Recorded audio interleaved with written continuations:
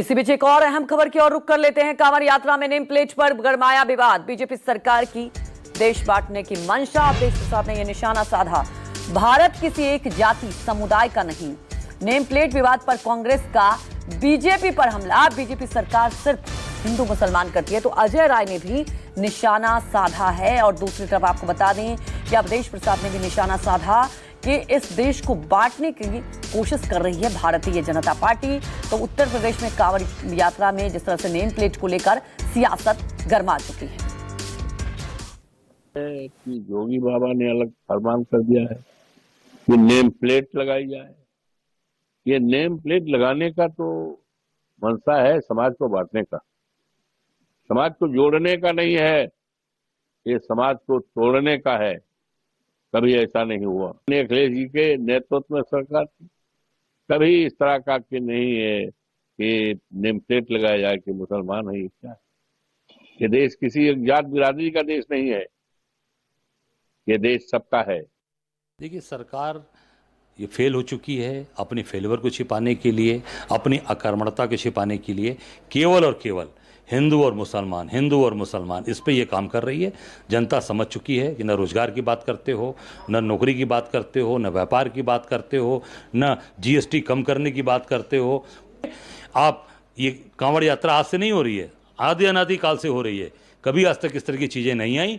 ये भाजपा के लोग फेल हो चुके हैं, अपनी कानून व्यवस्था से फेल हो चुके हैं, रोजगार नौकरी सबसे फेल हो गए। केवल हिंदू मुसलमान करके जनता को भ्रमित करने का और प्रदेश की जनता को ठगने का काम।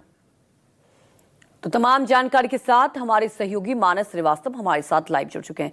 मानस, देखिए, पिछले साल भी आपको याद होगा खूब सियासत हुई थी, लेकिन ऐसा लगा था कि इस बार ये मामला एटलीस्ट बहुत ज्यादा सुर्खियों में नहीं रहेगा, लेकिन नेम प्लेट विवाद फिर से सुर्खियों में। तो ऐसा तो लगता है कि एक फेवरेट मुद्दा ही बन गया है हर राजनीतिक दल का। और साफ तौर पर विपक्ष आरोप लगा रही है कि कांवड़ यात्रा तो पहले भी होती थी, लेकिन ये नेम प्लेट विवाद क्यों?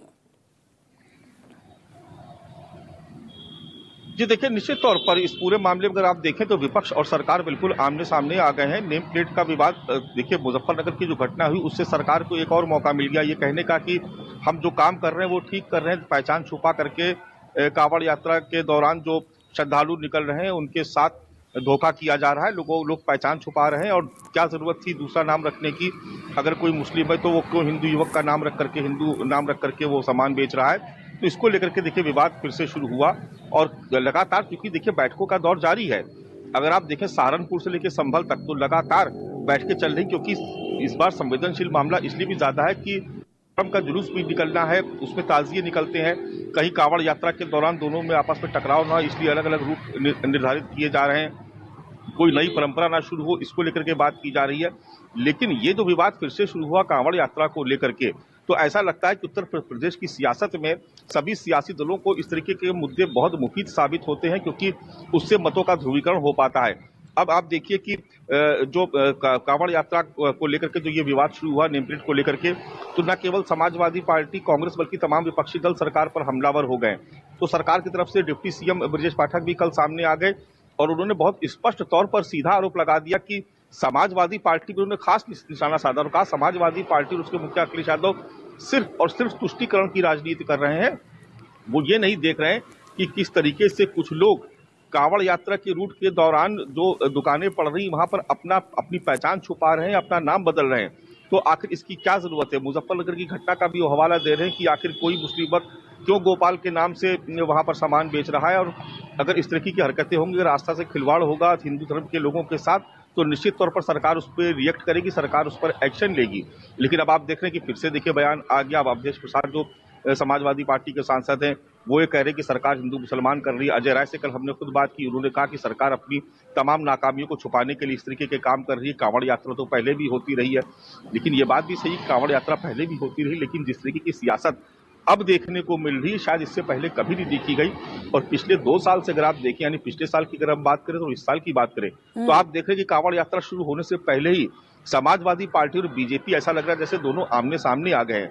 अगर आप देखिए कि मुरादाबाद से एसटी हसन का बयान सामने आया, तो इधर से सरकार के तमाम मंत्री भी सामने कूद पड़े और लगातार कांवड़ यात्रा को लेकर के समाजवादी पार्टी पर हमले कर रहे हैं। और ये कहते हुए हमले कर रहे हैं कि दरअसल समाजवादी पार्टी के लोग ऐसी बातों को बढ़ावा देते हैं, उनको हिंदू धर्म की आस्था से कोई मतलब नहीं है, उनको सिर्फ और सिर्फ तुष्टीकरण की राजनीति से मतलब है और उनको सिर्फ अपने वोट बैंक से मतलब है। तो अभी तो कांवड़ यात्रा शुरू भी नहीं हुई है, मुहर्रम का त्योहार पर्व आने में अभी 2 दिन बाकी हैं, बावजूद इसकी आप देख रहे हैं कि सियासत ठीक है कितनी मानस, गर्म हो सवाल गई तो है ये उत्तर उठता है कि अभी कांवड़ यात्रा शुरू भी नहीं हुई लेकिन सियासत चरम पर पहुंच गई है।